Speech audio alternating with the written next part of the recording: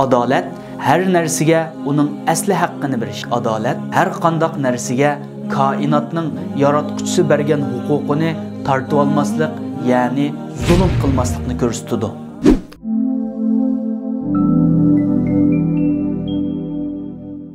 Hayatımız bir temponluq ustida davom qilmoqda.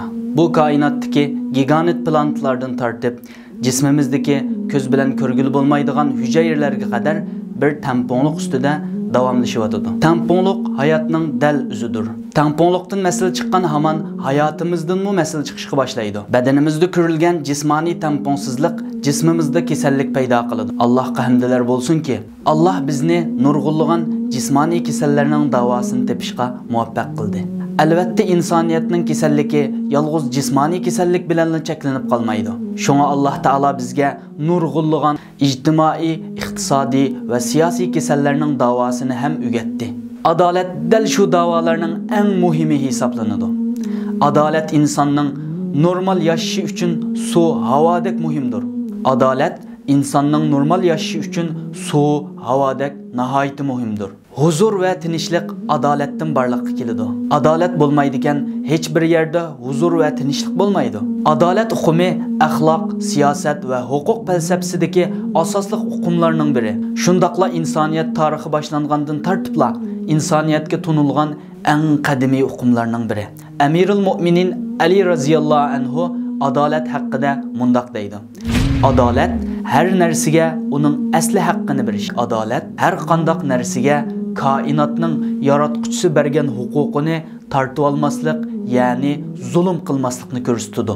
Mayli u inson bo'lsin yoki hayvon bo'lsin. Adolat hukmi islom dinining ijtimoiy, siyosiy ideyasidagi tüp asosiy hukmi. İslamning barliq ijtimoiy va siyosiy ta'limotlari adolatni asos qiladi. İslamning tüp siyosiy asosi bo'lgan adolat G'arbning davron salayotgan barobarlik hukumidan nihoyatimi bek farqli. Bu ikkisi orasidagi farqni mundaq bir misol bilan tushunib boqaylik. Heytlarda bolalaringizga heytlik bermoqchi bo'lsangiz, cho'ng 20 yoshlik bolangiz bilan kichik 5 yoshlik bolangizga o'xshash heytlik bersangiz, ikkisiga barobar muomala qilgan bo'lasiz. Ammo har ikkisiga odillik qilgan bo'lmaysiz. Har biriga uning ehtiyojiga qarab bersangiz, odillik qilgan bo'lasiz. Şoňlaşqa çoňuğa laýyk, kiçigiga laýyk berisiniz gerek. Atqa goş bersiňiz zulümdür. Şuningdek şirga ot bersiňiz hem zulümdür. Eger siz bularni düşünmey, men hemmege barabar muamele qilman desiňiz, siz bilip bilmey zulüm ýoluga kirip qalysiz. Çünki adolat hemmege barabar emas, hemmege öz haqqyny berişdir.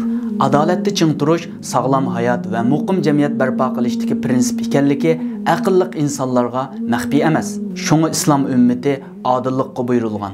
Adillikni mizan qilish islom ummatining eng muhim xosligidir. Islom ummati zimmisidagi eng yaxshi ummatlik vazifasini o'rindash uchun e'tiqod, axloq, madaniyat va siyosat jihatlarda qarg'ulacha taqlidchilikni, mutlaq barobarlikni va yoki manfaatparastlikni emas, balki adolatni o'zining mizoni qilish kerak. Bu ummatning Alloh taologa bo'lgan iymoni ularning e'tiqodiy jihatda adil ekanligini ko'rsatadi. Chunki Alloh taologa shirk keltirish eng cho'ng adolatsizlik va eng og'ir zulmdir. Bu haqda Alloh taolo Luqman alayhisolamning o'g'liga qilgan vasiyatini Qur'oni Karimda bayon qilib mundoq deydi. Ya bunayya la tushrik billahi innesh-shirka la zulmun azim. Ey o'g'lim, Allohga shirk keltirmagin. Shirk keltirish haqiqatan eng cho'ng zulmdir. Islom dini e'tiqodiy adillikka alohida ahamiyat bergandek, siyosiy va ijtimoiy adolatga ham alohida ko'ngil bo'lgan. Şoňlaşqa islom shariatida hukm chiqarish, qozilikqa aloqador masalalarni nihoyat inchga va tafsiliy bayon qilingan. Chunki har vaqt mazlumlar har turlik ishlarida zolimlardan haqqini olish uchun adil bir qonunga muhtoj. Mayli u zulm insonlarning haq huquqlarida bo'lsin, yoki jangi jidallarni ayirish masalalari bo'lsin, yoki jamiyatni isloh qilish ishlarida bo'lsin, cho'qim bir adil qonuniy organga muhtoj. Shundaq adil kishilar bo'lgandala insonlarning ko'ngli xotirjam bo'ladi, jamiyat yaxshilanishga qarab yuzlanadi. Adolat va adil hukm qilish, adolat prinsipidan o'tib ketmaslik qatorliqlar Qur'oni Karimda takror kelgan ilohiy buyruqdir. Har juma kuni xutbalarda o'qilayotgan Allah Taala'nın bu mübarek sözü adillikni ta'kidlaydi. İnnalloha ya'muru bil adli vel ihsan. Haqiqatan Allah kishilar orasida adil bo'lishga, hamma xalqqa yaxshilik qilishga buyuruydi. Va idza hakamtum baynan nasi an tahkumu bil adl. Kishilar orasida hukm qilganda adil hukm qilishga buyuruydi. Bu oyatlar adolatning naqadar muhim ekanligining up-ochiq dalillari va isbotlaridir. Adolat degan so'z anglangan hamon har bir musulmonning zehniga darhol Umar radhiyallohu anhu kelmay qolmaydi. Umar radhiyallohu anhuning xalifalik davrida Misr valisi Amr ibn As bir masjidni kengaytirish uchun bir yahudiyning yerini sotib olishga majbur bo'ladi. Yahudi bahosining 5 hassigimi sotqili unmaydi. Vali Amr ibn As bu yerga normal bahosining 5 hassichilik pul berib yerini musodir qiladi. Yahudi bo'lgan ahvolatlarni Xalifa Umarga shikoyat qilib boradi. Xalifa Umar Misr valisiga tuguning qo'rig'i so'ngiga xat yozib, "Sen buni Misrga qaytgandan keyin Vali Amr ibn Asqa ber" deydi. Yahudi Misrga qaytgandan keyin valining yeniga boradi va shu so'ngakni valiga beradi. Vali Amr ibn As xatlarni o'qib o'tib titrab ketadi. Buni ko'rgan Yahudi hayron qilib, bu so'ngakdagi xatning nima ekanligini so'raydi. Vali xatning mazmunini o'qib berdi. Xatning mazmuni mundaq edi: "Ey Amr ibn As, agar sen bu Yahudining yerini qaytarib bermasang, men seni Misrning kirish ishigiga bo'yningdan esib qo'yman" deydi. Yahudi buni anglab hayron qoladi. Amr ibn As masjidni yiqib, Yahudiga yerini qaytarib berish uchun masjid tarafga mangdi. Buni ko'rgan Yahudi: "To'xta, masjidni yiqma. Agar bu dinda bundaq adolat bo'ladigan bo'lsa, men musulmon bo'laman" deb musulmon bo'ladi.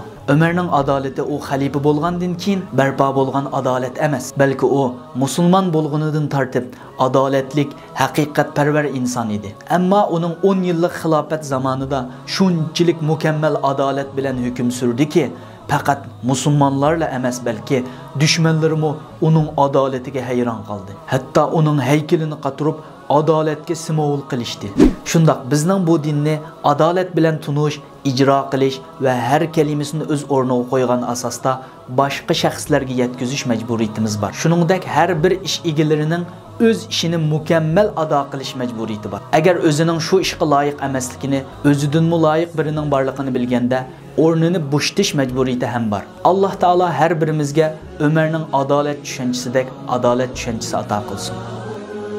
حكمت عدلت أمنت فنمت